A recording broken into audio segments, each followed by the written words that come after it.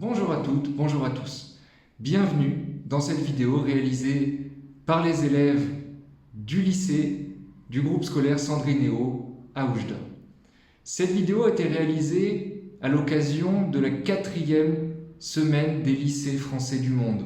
Cette année, le thème retenu est le suivant: citoyennes, citoyens, égaux et solidaires, l'éducation française pour relever les défis de demain. Face à ce thème, les élèves ont réussi à proposer la mise en scène d'une conférence de presse où les élèves de seconde incarnent les journalistes et les élèves de terminale les experts. Ils interrogent les thèmes principaux de cette année. Je vous laisse découvrir la vidéo. Bon visionnage. Oui. Pouvez-vous expliquer ce que l'égalité? L'égalité, qu'est-ce que c'est? L'égalité, c'est un principe. Déjà, tout d'abord, c'est un principe qui fait que tous les individus sont traités de la même manière, de la même façon. Et aussi, on peut distinguer plusieurs niveaux d'égalité. Le premier, il s'agit d'égalité morale, donc c'est la dignité, le respect. Il y a aussi l'égalité sociale, donc c'est l'égalité au niveau des conditions d'existence. Il y a l'égalité des chances. On a aussi l'égalité civique, c'est-à-dire avoir tous les mêmes droits et les mêmes devoirs.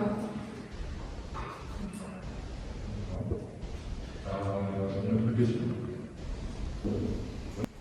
De façon concise et selon vous, pourrons-nous un jour voir une parfaite égalité? Je pense que la parfaite égalité est un concept dont nous sommes encore loin. C'est peut-être un objectif, c'est peut-être quelque chose qu'on va atteindre un jour. Mais je pense qu'il y a encore du chemin à faire, des lois à faire voter et surtout à faire appliquer. Et je pense que si on arrive à atteindre un jour ce stade d'égalité parfaite, la société aura bien évolué et beaucoup de problèmes seront résolus. Je pense qu'on essaie déjà tous un peu d'œuvrer pour que cette égalité ait lieu un jour. Et on connaît tous un peu le mouvement des féministes. C'est un mouvement qui souhaite l'égalité entre les femmes et les hommes. Puis je pense que grâce à ça, on pourra dire un jour que oui, l'égalité homme-femme existe. Il ne faut pas oublier aussi que le peuple peut manifester, que ce soit pour des causes environnementales, pour des inégalités, et pas forcément pour les femmes, en partie, mais aussi pour beaucoup d'autres sujets. Et il ne faut pas oublier que nous pouvons agir pour modifier les choses. Oui. Trouvez-vous que toutes les personnes sont réellement égales devant la justice? Tu peux répéter la question, s'il te plaît? Trouvez-vous que toutes les personnes sont réellement égales devant la justice? La justice, je crois que la justice est faite pour être égale. C'est censé être impartial, du coup, je pense que oui. Je pense que la justice est faite justement pour appliquer les lois. C'est à elle de faire appliquer l'égalité. Nous avons des droits, des devoirs et des interdictions, si on peut dire ça comme ça. Lorsqu'on va contre la loi, on est jugé. Après, est-ce que nous sommes tous égaux devant la loi? En principe, oui. En pratique, c'est un autre sujet. Par exemple, le problème de la corruption. Ouais. Est-ce que pour vous, les élèves des écoles françaises de l'étranger sont traités de la même manière que les élèves français en France? Je pense que le système français applique les mêmes normes et les mêmes principes. Après, il ne faut pas oublier que des écoles à l'étranger se trouvent justement dans d'autres pays, dans lesquels les lois ou les dogmes ne sont pas forcément les mêmes. Du coup, il est possible que certaines règles ou certains apprentissages divergent, plutôt ne sont pas les mêmes. Mais je pense que globalement, on parle de bon enseignement. Au-dessus des définition globale de l'égalité? Avez-vous une définition personnelle de celle-ci? Je crois tout simplement c'est avoir les mêmes droits et les mêmes devoirs. Et c'est tout. Il faut savoir que chaque personne a ses propres principes et du coup, automatiquement, la définition de l'égalité diffère d'une personne à une autre. L'égalité homme-femme existe-t-elle? On ne peut pas dire ça aujourd'hui parce que même s'il y a eu des lois qui ont été votées, tout ça, pour lutter contre l'inégalité entre les hommes et les femmes, jusqu'à aujourd'hui, on n'a pas une égalité parfaite. Par exemple, en France, le salaire entre les hommes et les femmes n'est pas le même s'ils exercent le même métier. Les hommes ont 38 ans de plus que les femmes. Donc, c'est pas encore. Je pense que le principe d'égalité homme-femme existe, c'est un fait. Maintenant, son application, c'est une autre histoire. Faire appliquer la loi, et en particulier l'égalité homme-femme, est une question un peu compliquée, car c'est pas forcément quelque chose qu'on peut gérer aussi facilement que l'application d'une loi. Du coup, comme l'a souligné ma collègue, c'est un sujet qui est toujours en cours. Je pense que le principe existe, mais que l'application n'est pas encore parfaite.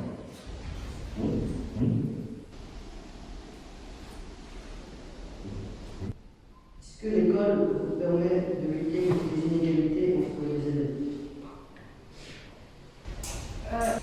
Est-ce que l'école nous permet de lutter contre les inégalités entre les élèves, c'est ça? Oui. Je pense qu'il n'y a pas vraiment déjà d'inégalités entre les élèves. On est censé être tous traités de la même façon, de la même manière. Du coup, est-ce que l'école nous permet de lutter contre les inégalités? Non, puisque je ne pense pas qu'il y en ait. Je ne suis pas d'accord avec ce point. Je pense que c'est à double tranchant. L'école est un lieu de réunion entre les élèves. Lorsque les élèves sont réunis, on peut avoir deux phénomènes.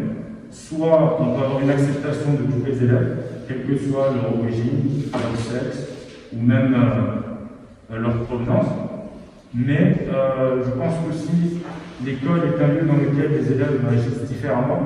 Ils ne sont pas encore matures et c'est là qu'ils se forment.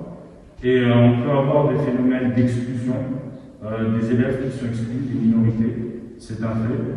Mais je pense que justement l'école est là et est faite pour lutter contre ces inégalités et former la génération de demain. Une autre question?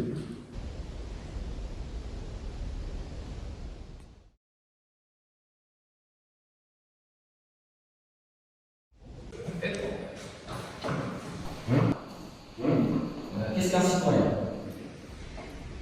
Un citoyen définit comme une personne jouissant dans le pays dans lequel il vit de droits civils et politiques, et notamment du droit de vote. Concernant les droits civils, ils sont fondés sur les libertés individuelles, par exemple la liberté de conscience ou la liberté d'expression. Mais après, il ne faut pas oublier qu'être citoyen, c'est aussi avoir des devoirs. Et en tant que citoyen, nous avons tous de nombreux devoirs, tels que le respect d'autrui. Est-ce que quelqu'un voulait un autre devoir? Le respect des lois. Oui. Oui. Qu'est-ce que la citoyenneté?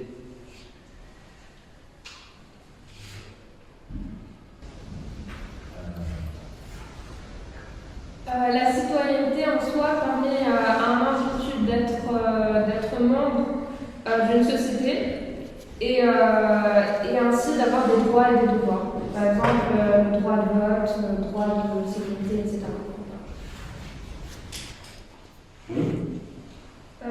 Comment devient-on citoyen?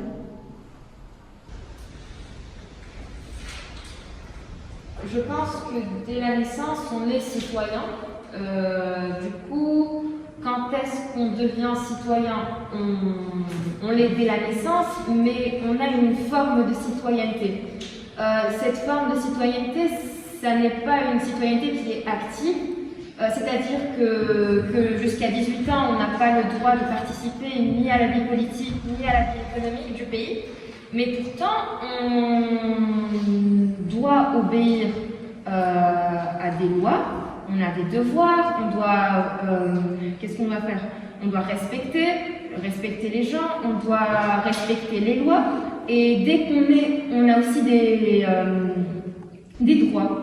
On a beaucoup de droits, du coup, je pense que dès la naissance, on est citoyen. Je pense que, comme ma collègue, on est citoyen, mais on prend réellement conscience de notre citoyenneté. Je ne pense pas que c'est dès la naissance ou dès l'enfance qu'on se rend compte qu'on est citoyen. Pour moi, en ce qui me concerne, je pense que le jour où je vous considérerai vraiment citoyen, ce sera le jour où j'irai voter, par exemple, parce que voter, c'est quand même, je n'ai pas envie de dire le seul, mais un des principaux droits dont on jouit en tant que citoyen. Et, oui. Pensez-vous qu'avec le nouveau bac et l'épreuve du grand oral, cela fera de vous de meilleurs citoyens? Sincèrement, je ne pense pas que ce soit une épreuve qui puisse changer toute la définition de tout ce que nous sommes. Mais par contre, est-ce que ça nous aidera à nous exprimer? Oui. Mais après, changer complètement des personnes, non, je pense pas. Je pense que le grand oral est une épreuve qui nous amène à faire des recherches et à nous informer. Si cette capacité de recherche et cet apprentissage que nous avons permis de faire de nous de meilleurs citoyens, prendre conscience de nos droits et de nos devoirs, je pense que ça peut être une alternative. Alors, quel est le lien entre la citoyenneté et l'égalité? On peut peut-être faire le lien avec la Constitution des droits de l'homme et du citoyen, c'est-à-dire qu'on est tous égaux et libres. En gros. Connaissez-vous quelque chose sur la perte de la citoyenneté?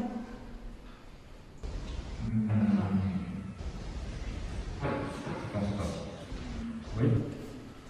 Quels sont les droits et devoirs des citoyens?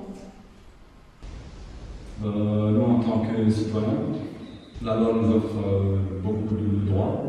Je ne vais pas tout citer, je vais en citer que deux, comme le droit de vote et le droit d'éligibilité. Et nous, en tant que citoyens, on doit respecter ces droits, qui est notre devoir, qui nous offre ces droits.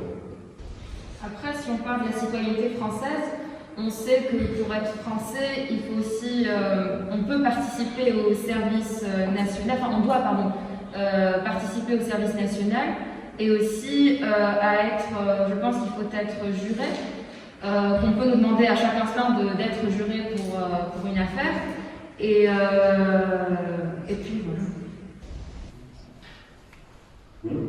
Qu'est-ce qu'un citoyen exemplaire? Un citoyen qui respecte ses devoirs et qui profite de ses droits. Oui. Comment la citoyenneté peut compléter la liberté? Comment la citoyenneté peut compléter la liberté? Je ne pense pas que la citoyenneté complète la liberté. Je pense qu'elle est bon de perdre. Lorsqu'on est citoyen, on jouit, comme on l'a expliqué précédemment, de droits, dont la liberté d'expression. C'est une liberté qu'on acquiert depuis la naissance, mais elle prend vraiment forme lorsque vous atteignez une certaine maturité. Donc je ne pense pas qu'elle se complète, mais je pense qu'elle peut le faire. En quoi votre citoyenneté est utile pour vous? Je pense que j'ai déjà répondu à cette question.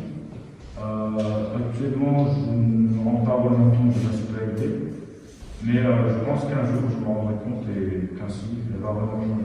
Je pense que la citoyenneté, on sait qu'on est citoyen parce que, par exemple, là, on a le droit de parler, on a le droit de s'exprimer, et du coup, c'est une forme aussi de citoyenneté, je pense.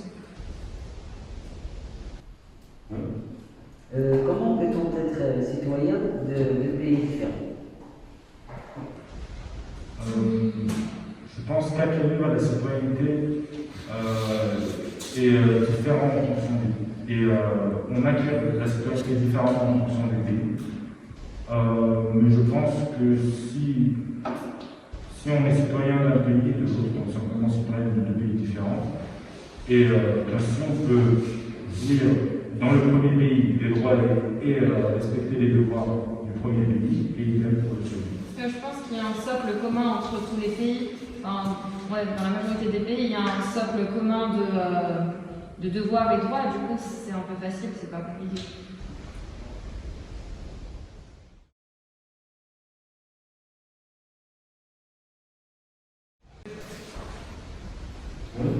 Qu'est-ce que la solidarité? Tout d'abord, la solidarité, c'est le fait de s'entraider. C'est le principe d'entraide entre citoyens. C'est le fait d'être unis. Par exemple, au niveau du pays, il y a des associations ou bien les restos du cœur, c'est-à-dire aider les personnes qui en ont besoin, ou bien tout simplement dans la vie quotidienne. Par exemple, si un citoyen a un problème, je vais m'en occuper comme si c'était le mien. C'est ça la solidarité. Peut-être donner une aide sans forcément attendre quelque chose en retour. Oui. Comment se manifeste la solidarité? Je pense que c'est une question à laquelle on vient de répondre. Autre question? Pourquoi doit-on s'entraider? Pourquoi? Doit-on s'entraider? Je pense que ça fait partie des valeurs humaines qu'on est censé avoir. C'est une valeur. Nous devons s'entraider pour lutter contre l'inégalité. Quand on peut faire la difficulté, forcément. Et je ne crois pas qu'on doit, on n'est pas vraiment obligé de le faire, mais en tant que citoyen, en tant qu'humain, on va se sentir un peu obligé de le faire. Mais on n'est pas vraiment obligé de le faire. Oui. La solidarité est un principe fragile. Au contraire, je pense que c'est un principe qui est bien ancré dans la société. Il y a beaucoup d'associations, c'est limite une valeur. Par exemple, en France, on a l'exemple du Liban, qui a, je pense, en août, a eu des explosions. Et là, la France est accourue à son secours. Ils ont envoyé du personnel, des biens, etc. Et c'est un bon exemple de solidarité. Je pense que la solidarité ne se manifeste pas aussi qu'à la grande échelle. On peut être solidaire seulement avec un collègue, une personne qui est dans le besoin. Et ça se montre par rapport aux manifestations pour lesquelles on n'est pas forcément bénéficiaire de. La solidarité entre les écoles françaises à l'étranger existe-t-elle? On peut parler du site Agora. C'est un réseau social qui met un peu en relation tous les étudiants actuels et les anciens étudiants. Ils essaient de s'entraider, enfin on y est inscrit, du coup on essaie de s'entraider pour le futur, pour les études supérieures, pour avoir des conseils, etc. Du coup oui, on peut... Oui.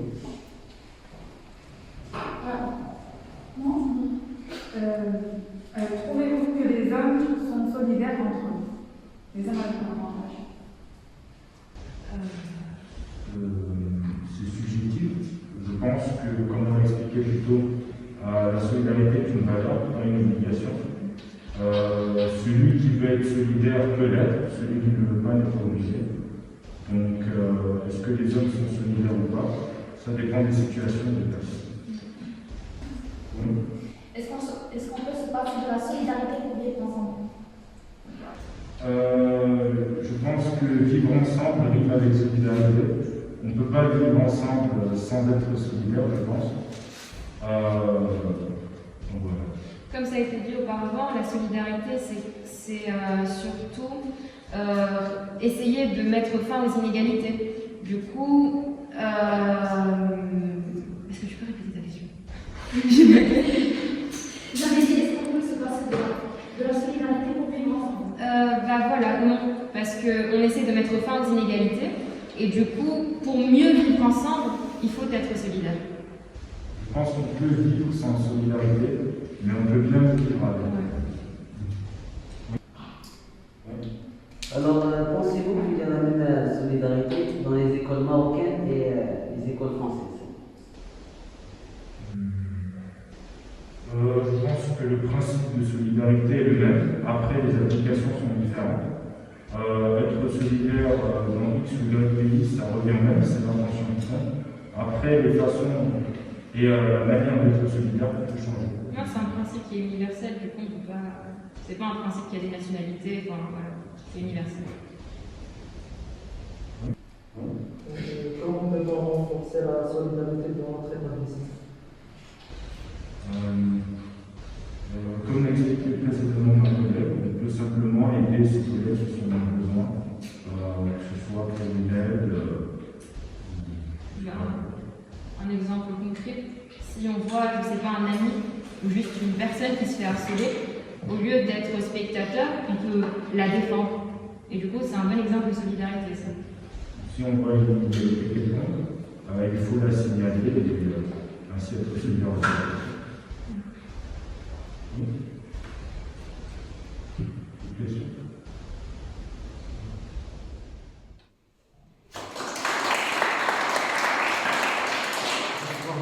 Merci d'être resté jusqu'au bout de cette conférence de presse.